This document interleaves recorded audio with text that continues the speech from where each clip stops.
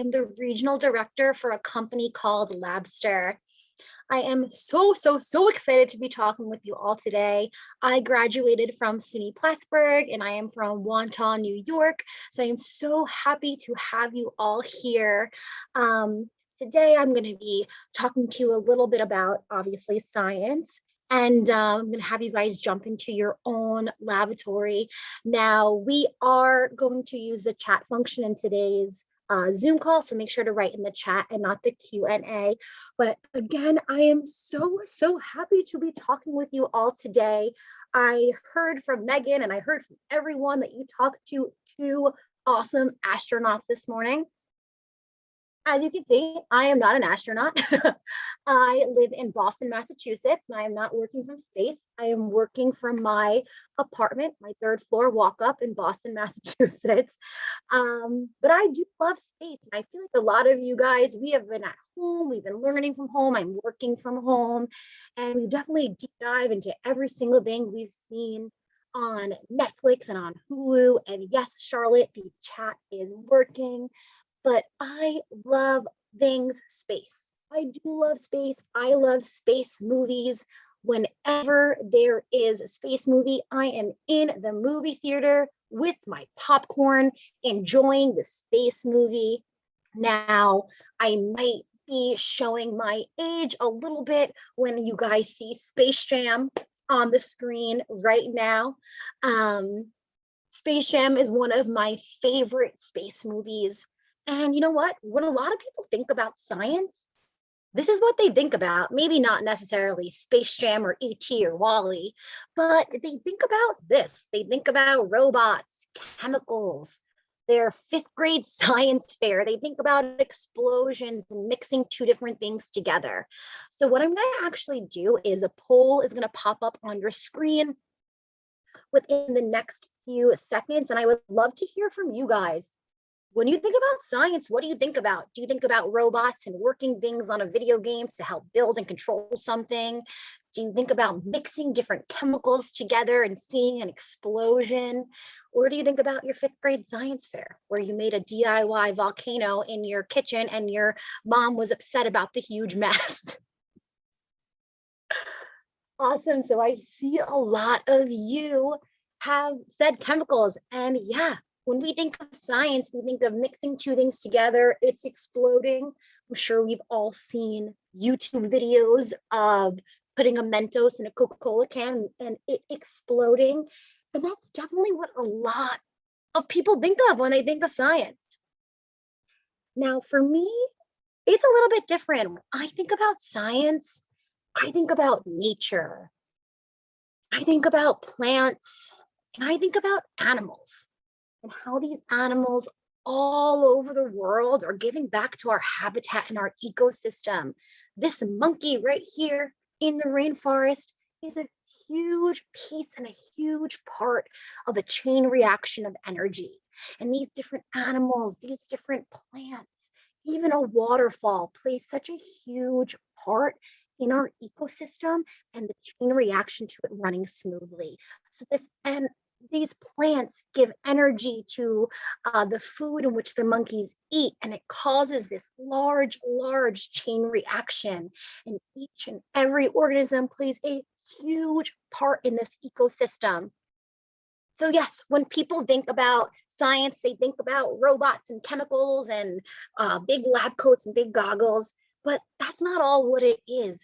A huge part about science is our environment and showing the roles each animal, plant, and piece of land plays within the ecosystem. Now, I would love for you guys to meet my lovely friend, Lady Gaga. There is me giving her a big hug.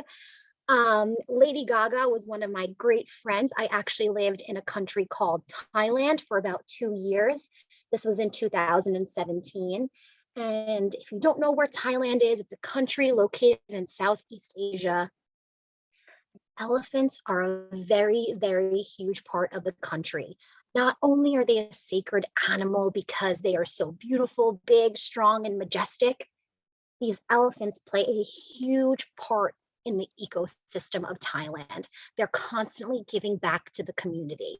So the food that they eat, the land that they produce and graze from, all gives back to the community. And Charlotte, you're right, this is so cool. I was able to play with these animals every single day. And you know what? I'm talking about the ecosystem, I'm talking about Earth. There's certain places in the world where we don't really take care of our Earth. We don't really take care of our animals. And Thailand is trying to fix that. I lived amongst, oh, plethora of different elephant sanctuaries where the people of Thailand were giving back to their community by taking in elephants who were hurt or maybe mistreated in different countries and making sure that they were safe, and then helping the community and creating that chain reaction in Thailand. So again, this is me and Lady Gaga. I lived right around the corner from her, and she was not only a great friend to me in Thailand, she was a great friend to the entire country. And they say elephants have a great memory, so I'm excited to get back to Thailand and reunite with Lady Gaga. Fingers crossed she remembers me. Now, I'm sure you've heard about the food chain, and I'm sure you heard about the circle of life. This trophic levels pyramid really showcases how energies pass throughout this chain reaction. There is this flow of each animal supporting different animals, and each part of the ecosystem supporting different parts of the ecosystem.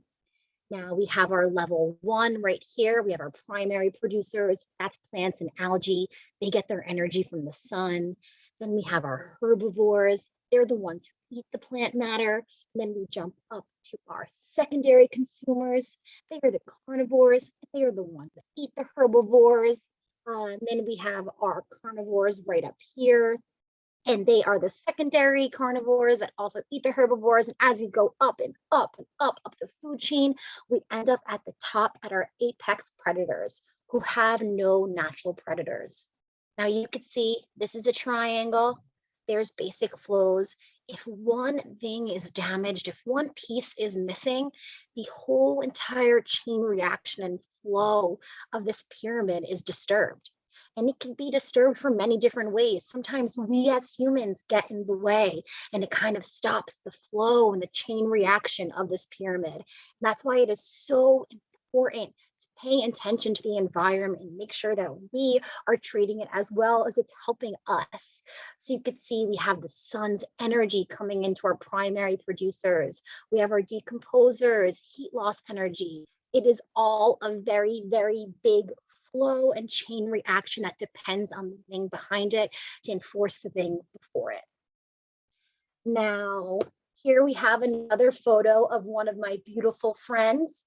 She is Lady Gaga's best friend. Her and Lady Gaga were always together in Thailand. They lived right around the block from me, and sometimes when I would go for runs, I would run into them. These big, massive, beautiful animals. Now, can anybody write in the chat and just guess what they think that this elephant's name is if its best friend's name was Lady Gaga? I'll let you guys write in the chat and make some guesses of what you could think. If its best friend's name is Lady Gaga, that was the name it's given. I'm seeing Beyonce, Right on Track, Speckle, love that because the dot's on the nose.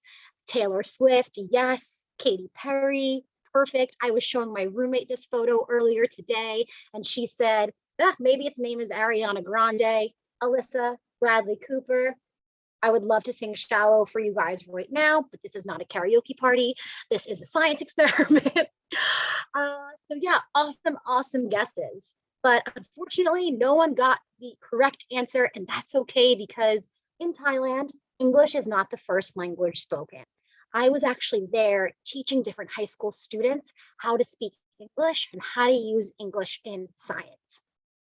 So that being said, there is no rhyme or reason to this name. This elephant's name is iPhone. It is not Taylor Swift, Bradley Cooper, or Beyonce. There is no rhyme or reason to why my wonderful Thai neighbors named this elephant iPhone. But that was his name, and we loved him for it. So this elephant was a huge part of the ecosystem. iPhone played a huge part in contributing back to nature and contributing back to the people. And this is what this elephant did, but also I'm sure everyone here has seen an iPhone, has an iPhone. And what does this iPhone do?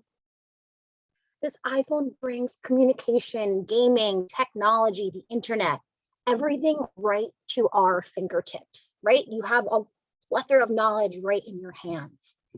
And that's what I do today, but with science. I actually work for a company called Lobster. And yes, Charlotte, these iPhones take pictures, they do everything.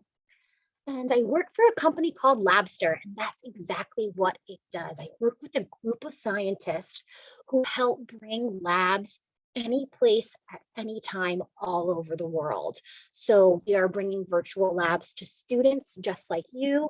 We are bringing virtual labs to students just like you who maybe live in the middle of Africa or who live in Russia, or for students who have access to different lab material and equipment. So me and the scientists create these labs that help students like you and even students who go to Harvard or MIT and these big league, Ivy League schools. They're using our virtual labs to be able to learn lab skills and techniques and work with different equipments wherever they are in the world. So whether they're at a Starbucks, their grandma's house, or in Antarctica, they're able to access these labs and learn these lab skills and equipment. And the awesome part is I work with these scientists, but when you guys get to play, you get to be the lead scientist. And I am so excited to put you guys in the spotlight today. I have been the lead scientist all morning, and I want you all to take control and be the lead scientist. So what we're going to do is jump into one of our labs, and we're going to talk about the trophic levels, grazers versus predators. And I am so excited to have you again play as the lead scientist. But again, before you jump in, I want to make sure that you're comfortable using the platform and you feel ready to take on that role. So what I'm going to do is just walk you through the beginning of the lab, and then I'm going to let you run free and play on your own. So I'm going to go full screen and walk you through this lab. There'll be no audio besides my voice for right now, but can I just get something in the chat to know that you guys are able to see my screen? Awesome. Thank you, everybody. So right now we are going to start our mission, our main mission of the day, grazers versus predators. We're going to work with zebras and help them find where they fit in the food chain, as well as crocodiles. We are going to place an elephant in the food pyramid, and we're also going to see how lions and parasites work together in a food web. So right now we have officially entered our lab, and we are in the Avogando Delta. And this zebra is very, very hungry, and we have to get it some delicious green grass. So along the way, we're going to meet carnivores, heterotrophs, crocodiles, lions. We have to be careful. And we'll help you understand what trophic levels are and how energy is passed through the food web. That being said, can't say it enough, you are the lead scientist and you have control over everything in your virtual lab, even the audio. You will have Dr. One, she is your lab assistant. She'll be talking to you and helping you get through any challenges you might have. You have full control of the audio in this right-hand corner where you're able to control what you want to hear, the voice, the sound, the music. It is completely up to you. Also, you can see right now, we are holding on to a lab pad, essentially an iPad, and you are able to use this. This is where your directions are going to live. This is where different photos and images are going to live. And you can always click on the lab pad in the lower left-hand corner and it will pop up. Or you can go ahead and click out of it, and that's when it will jump on down. Now, that being said, we are here and we are working. We have our zebra. We're ready to explore, and you have the ability to explore, jump around and see what's available to you in this delta. And you'll see all the different animals and all the fun interactive tools that you can use. But the best way to learn about trophic levels is to explore by clicking around the scenery. And please, scientists will tell you this. Any scientist, and sir, the astronauts told you this as well. I want you to make mistakes. Here in a virtual lab, you can make a mistake and no one's going to get hurt. Play around, click the wrong things, click the right things. And before we get too ahead, let's explore some words that I'll be using today. We have autotrophs, that's someone who makes their own food. We have heterotrophs, someone who eats someone else. And then we have mixotrophs, who do a little bit of both. And we'll encounter those 3 different types today. So we're going to get started by figuring out what our wonderful zebra wants to eat. We have a rabbit carcass and some plants. And zebras are herbivores. And a fancy word we use is also primary consumers. They eat plants just like this one. Plants are ones that take light and create cellulose and other things. That's what requires them to be a plant. Mixotrophs get their raw energy from nutrients, so a combination of sunlight and eating. So mixotrophs can be carnivores, plants, or orchids. So now we're going to go ahead and feed our zebra its wonderful lunch. I don't know if that little piece of grass would fill me, but today that's what's going to fill our zebra. So today we're going to answer questions about the food chain, and we're going to see what grass is eaten as an herbivore, such as a zebra, and the zebra is eaten by another heterotroph, such as the predator, maybe even a lion. So before we jump ahead, I know I just went over this, but we are being asked if we remember what a mixed troph is. And I would love to see if you guys can help me answer some of these questions. Again, since this is the first one, I'm going to go ahead and tell you guys the answers. But as we kind of move forward, feel free to write in the chat if you think it's A, B, C, D, or E.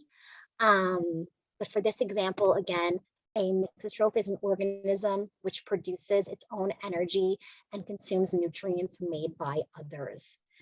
Again, a mixotroph, a great example is a Venus flytrap. Venus flytraps, yes, they eat flies, but they also get all of this energy from the sun.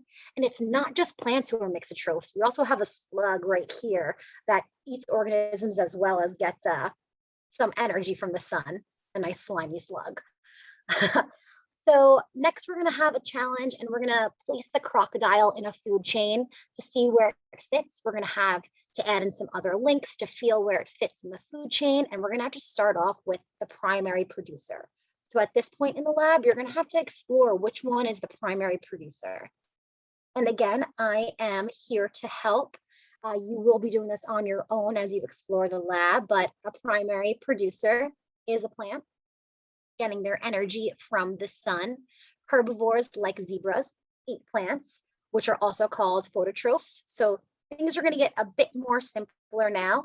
Now we're trying to find our primary consumer before the crocodile eats us, but I promise no one gets hurt. This is a virtual lab.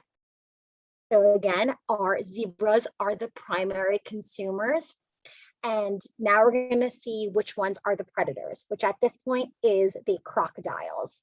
So we're going to go ahead and put those crocodiles where they belong in the food chain. And now that they're in the correct place of the food chain, we can now cross the river. So here I just walked you through the simple beginnings of our lab. And again, I'm excited to put the spotlight on you and have you all play lead scientists. Now, if you do have a laptop at home, please, or if you're in the class and you have a laptop or a computer, I am going to put the link to the virtual lab in the Zoom chat box. Now, as this lab opens, it will take a little bit of time to load. You just have to set the scenery, put in a delta on your computer so it doesn't just happen like that. And just make sure to close out any unneeded tabs, and then just make sure that your browser is up to date. So again, as you guys are waiting for that lab to load, today we are exploring different food webs and trophic levels. We're going to help a zebra on the feeding ground, find out where a crocodile lives in the food chain, place an elephant in the food trophic pyramid, and then help a lion see where parasites play in its food web. Now, if you don't have your laptop on you right now, and if things aren't loading, please save this link somewhere safe. You'll be able to play for the rest of the month on this link. If you want to go back and try to beat your quiz score, this is here for you to use and utilize. If you are having any trouble, our simulation does come full screen, and if you hit escape, you'll be able to resume. You can always jump in any questions back to Zoom. Now, if things are taking a little bit long to load, I know we only have about 10 minutes left of this workshop, so feel free to X out of Zoom if things aren't happening, and you can always pop back in if you have any questions. Now, if you are, again, not able to play today because you don't have a laptop or your desktop isn't working, no problem. For the last 7 minutes, I'm just going to run through the rest of the lab, and I could very much so use your help in answering any of the questions. But again, if you want to jump in and play on your own, feel free to do so. I would love to hear what you think about being a lead scientist.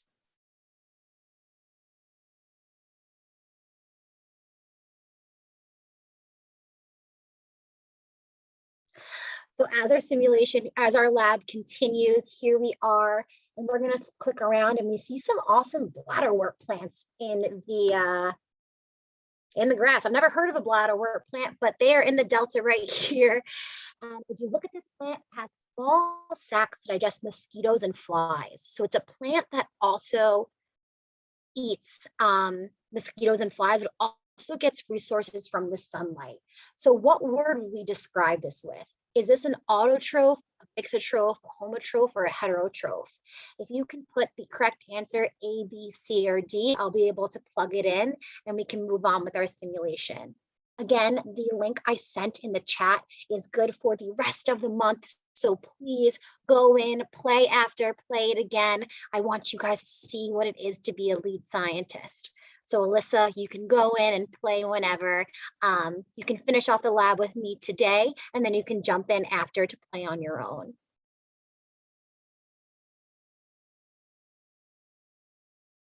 But does anybody know if this is an autotroph, mixotroph, homotroph, or heterotroph? This plant is very similar to a Venus flytrap, where it is eating flies, but it is also getting all of its energy from the sunlight. Exactly, this is a mixotroph. It's a mix of two different things. That's how I remember it.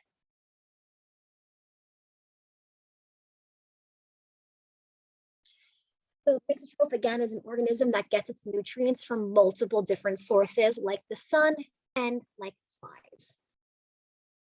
So now we're going to continue through our simulation and see what is next. And they're saying we're going to get introduced to an elephant. We've talked a lot about elephants. We've seen Lady Gaga and we've seen iPhone. Now on the right-hand side, I see an elephant on our screen, the big elephant in the room. Our trusty zebra and elephant are now getting to meet each other for the first time. And we're figuring out, where does the elephant live on the food chain? And that's a silly question because elephants actually don't fit in on this food chain. Nutrients flow from the bottom towards the top of the trophic level and pyramid. So trophic levels are a great way of describing how different energy flows throughout the different levels. So I'm going to lower your lab pad and we'll just see an example. Autotrophs are at the bottom. Those are the plants. And now we have our zebra falling into the blue level, and that's our heterotroph organisms. They are the ones that eat the organisms. And at the top, we have our carnivores at the top of the pyramid. Now, our lovely elephants, actually, although they are so big, they actually fall right next to zebras in this trophic level. So we're going to go ahead and put them in that blue middle level because elephants eat plants, just like zebras do.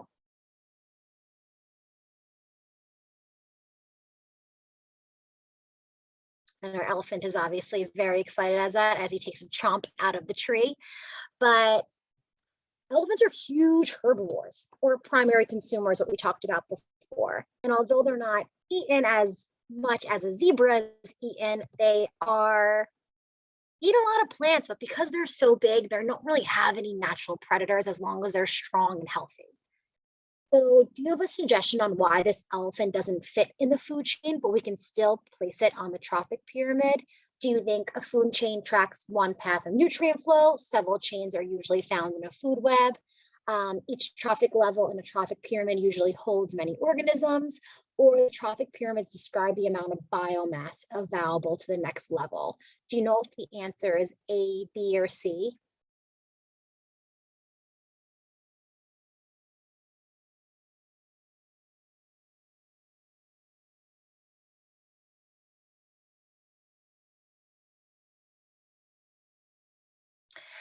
Each trophic level is it holds different organisms. So as you know, many trophic pyramids describe how much biomass is available to the next level in the pyramid. So food chains and food webs describe the direct transfer.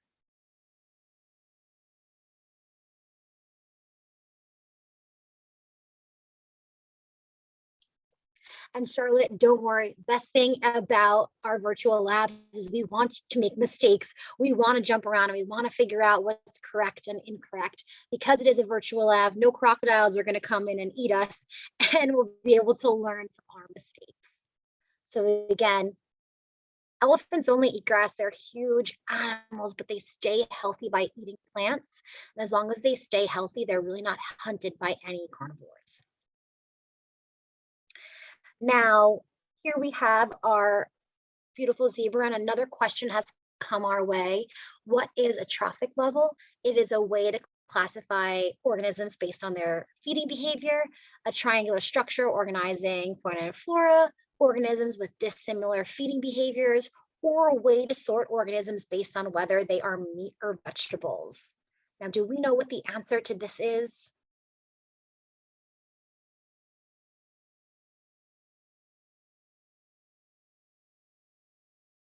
Exactly.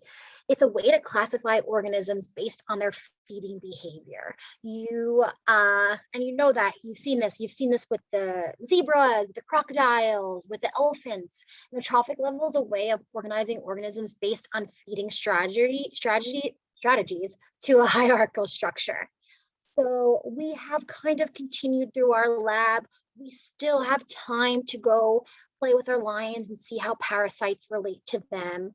And I see a lot of you actually stayed on to kind of walk through the lab with me. I am actually going to post the lab into the link into the chat box right here. And again, I know we have some teachers and students on this call. Please feel free to utilize this in your classroom when you're covering this topic. And please feel free to let me know if you do have any questions at all. Remember, you are the lead scientist in here. You're not going to get eaten by the crocodiles, but you sure can help them figure out where they fit in the food chain.